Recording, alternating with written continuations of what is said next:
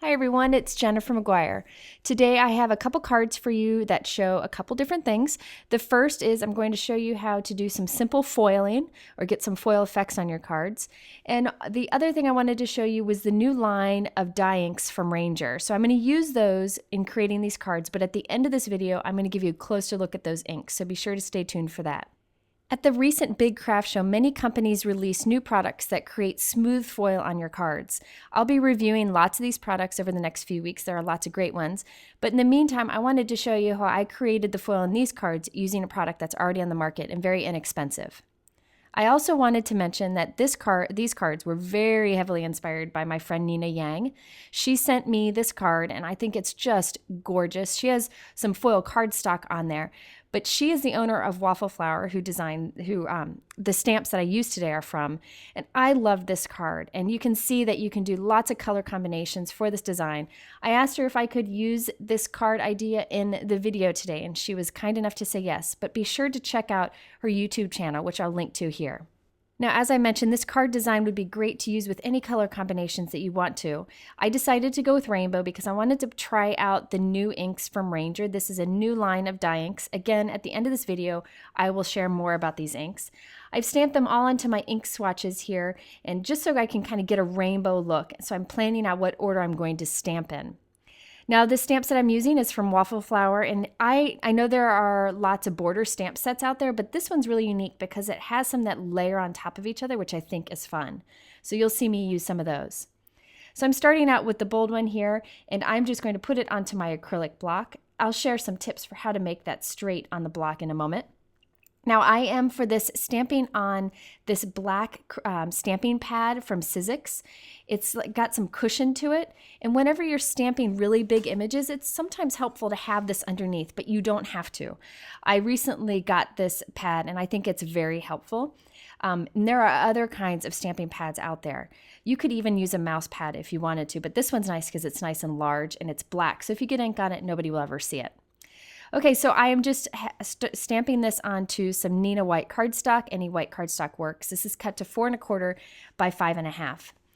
So you can see the nice solid image that you can get with this ink. This ink does slowly absorb into the paper. It dries right away, but it slowly absorbs and kind of disperses into the paper and does become a little more even with time. And I'm unbelievably impressed with how solid of an image that you can get with these inks. Okay, so next I'm moving on to the cherry ink. I really like this particular border stamp because it does the solid line and the thin line at once. So it really saves time in stamping. So you could go back and forth and create a stripe with this image, but I decided to mix in some other borders from that stamp set. Now this is a thin, long border, and those can sometimes be tricky to mount onto your acrylic block straight. This is my trick. I lay the border down onto my work surface. I take a ruler and I press the ruler up against the edge and kind of move it a little bit, kind of shove it with the ruler. And when I do that, I'm straightening out the border. There you can see me shove it. So I've straightened that border so it's perfectly straight, and now I press my acrylic block onto it, and I can be sure that my border is straight on my block. I really like this particular border and a few of the others in the set because they're great for layering on top of each other. These little triangles are fun stamped on top of the solid lines. Okay, so now I am doing like a rainbow of colors going down the card. However, I wanted to add in some foil strips. Foiling, as I mentioned, is very popular right now. And there's a product on the market already that's been out for some time that's very inexpensive. It's these foil sheets from Ranger. They come in different sizes. I just have this long sheet here. And I'm just going to cut thin strips with my paper trimmer here.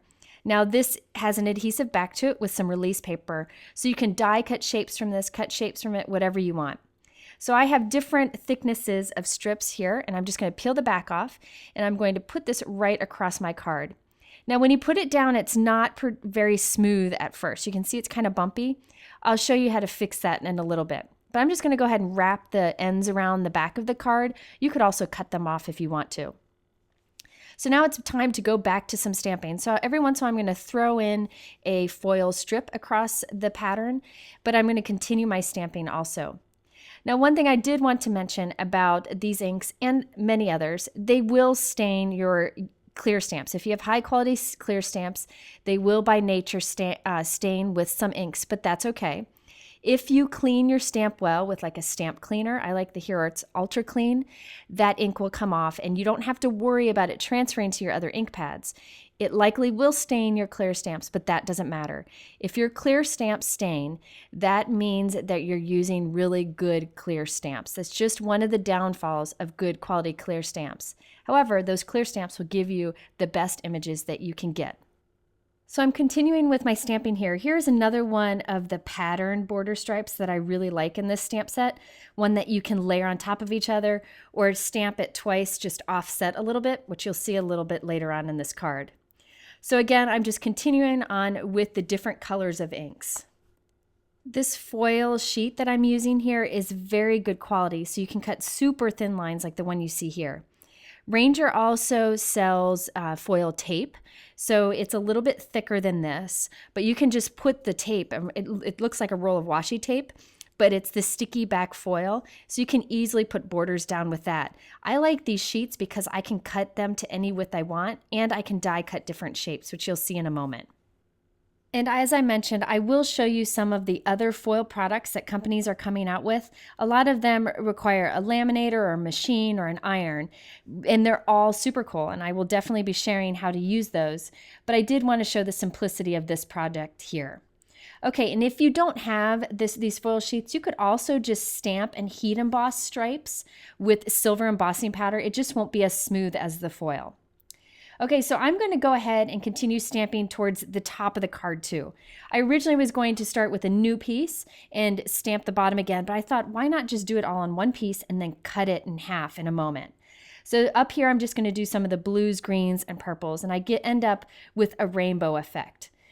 And I gotta say, I am really impressed with how solid these inks stamp and how vibrant they are. And check out that background. I just think that's so awesome. Now here is the trick with these foil sheets.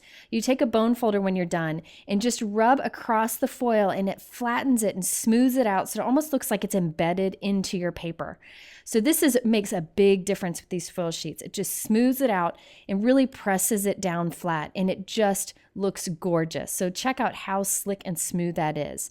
Again, you could heat emboss this, but that would be a raised look. Now I'm just going to go ahead and cut this in half along one of these diagonal stamped images so I can put this on 2 cards. You could leave it a full piece and put a sentiment on top of it, but I like to create more than 1 card at once. So now I have 2 pieces to put on the bottom of 2 different cards. Now that we have our backgrounds ready, let's go ahead and work on our sentiment. I'm going to first die cut that word perfect. That is actually die cut using these foil sheets. So I just cut a piece of the foil off. Remember that has an adhesive backing, and so there's release paper on there. And this perfect die cut is from waffle flour. So I'm just going to run this through my die cut machine as I would regular cardstock. I'm going to keep the word kind of in its negative space here, and you'll see why in a moment. If it comes out, that's okay too. I'm going to go ahead and do this twice so that I can make the 2 different cards. Now that my die cut words are ready, I need to stamp the have a and day around it. So I have this stamp set. This is also from Waffle Flour. It has different ways you can kind of match up different greetings. I'm going to stamp the have a and day around the word perfect. And since I can't do that in foil, I'm going to do that in silver embossing powder, and that actually matches up pretty well with the foil sentiment. So I'm just adding some adhesive on the back of the striped piece, and I'm going to adhere it on the bottom of a 4 1/4 by 5 1/2 inch top folding white note card that I created. And I'll do that with both of the pieces so that I can work on both cards at once. So let's start our sentiment here. I'm going to start with the have a that I'm going to stamp with Versamark ink all the way up against the left-hand side of the card. I'm going all the way up against the edge because this is a pretty long sentiment. I'm using Ranger silver embossing powder. This is a nice bright silver. It's pretty true silver, and it matches the foil quite nicely. So I'm adding that powder. I'll let my heat gun get good and hot for about 10 to 20 seconds and then bring it to the paper. And letting it get hot first helps to prevent warping of your paper. So now that I have it done on one card, I'm going to go ahead and repeat the same thing with my other card. We have it all out. We might as well do it. Okay, so now it's time to add that die cut word, the perfect die cut word. Now that perfect foil die cut board that we have is kind of delicate. I'll be honest with you. It's foil with a sticky back. So you got to make sure you have it just right when you stick it down. So I'm going to share a trick with you. This is Post-it tape. Anything that's kind of sticky, like a Post-it note would work here. I'm putting it upside down so the sticky part is towards the top. I'm going to take my perfect die cut. You can use the negative space here if you want to too, and lay it down onto that sticky tape. This is just going to hold it in place so that we can transfer it onto our project. Now that I have it stuck there, I'm just going to pull away the negative space, and I'm removing the release paper all at once. And there we have the die cut, sticky side up, ready to put onto our card. I kind of like using this sticky tape, this Post-it tape, as kind of like a transfer method. It really makes a big difference, and it's actually quite helpful with any kind of die cuts, but especially those that have adhesive on the back of them already. So now that I have it stuck down, I'm just going to pull away the tape, and now we just take the bone folder. You could use your thumbnail if you wanted to, and smooth this out. Check out that F that I've already smoothed out. It really makes a big difference to really press this down into the paper. This is what it takes to make this foil look like it's one with the paper as opposed to just a silver sticker stuck on top. This foil is very inexpensive. I just think the results are so much fun. The last thing we need to do here is stamp and heat emboss the word day. So I'm just going to stamp that again with Versamark ink and add the silver embossing powder and heat set that. And that embossing powder really matches quite nicely with the foil die cutting that we did. I, of course, did the same thing on the other card, and there we have two cards that we created with the foiling in these new bold ink colors. I look forward to making these same cards in a bunch of different color combinations. I also, again, want to thank Nina Yang for letting me use her card idea for this video today, and be sure to check out her YouTube channel and her blog, which I will link here. Okay, so now that we've covered the card designs, let's go ahead and talk a little bit about the new Ranger dye inks. Now, Ranger is one of my favorite companies in the industry. They have such good people and such high quality products that are made in the US.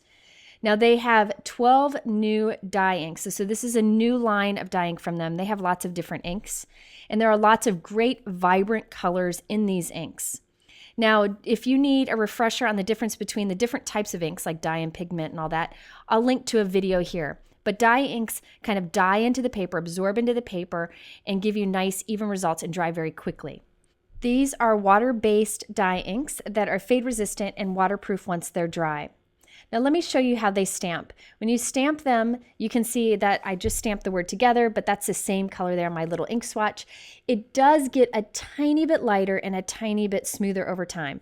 Not as big of a difference as you see like with the Hero Art Shadow inks that really absorb and even out over time and kind of soften. These are pretty solid right out of the get-go. I have to say, I was extremely impressed and pleasantly surprised, very thrilled. I don't know what to say. I am impressed with how solid of an image you can get with these inks. I also like that they're bold and vibrant. A lot of dye inks end up kind of being a little bit softer or muted. These are nice and vibrant. So you can see right away you get good results when you stamp them. Another thing is Ranger came out with acrylic paint daubers and they match these 12 colors. So again, these are dye inks, and when you stamp them, they will lightly soften and smooth out over time, just a little bit, but the results are really great. You can see on all my ink swatches here, the images are very solid stamped. By the way, these ink swatches that you see here, I have free downloads on my blog where you just print and cut them out and do the stamping on it, and then you can assemble them into a little booklet. I'll link to a video here that shows that, and you can go over to my blog for the free downloads. Another great thing about this ink is that they nest into each other. They don't like snap into each other when you stack them, but they kind of nest into each other, which makes storage very easy. And they have a nice raised felt ink pad, so they're great for stamping. So you can see all the colors here. Again, there are 12 different colors. That includes the brown and the black, and they're all nice and vibrant. I'm really excited, especially about the blue that you see on the side. I hadn't found like a good royal blue ink, and this really fits the bill. And the classic cherry is a good red also. So in the end, I have to say I absolutely love this ink. Now, there are a lot of great inks out there, and I like a lot of them, but this is great if you really want some solid stamped images in nice, vibrant colors. Okay, if you're interested in any of the products I talk about, I have them linked below to multiple sources in my YouTube description, and I have much more information, including those free downloads, over on my blog at jennifermcguireinc.com. Thanks so much for stopping by.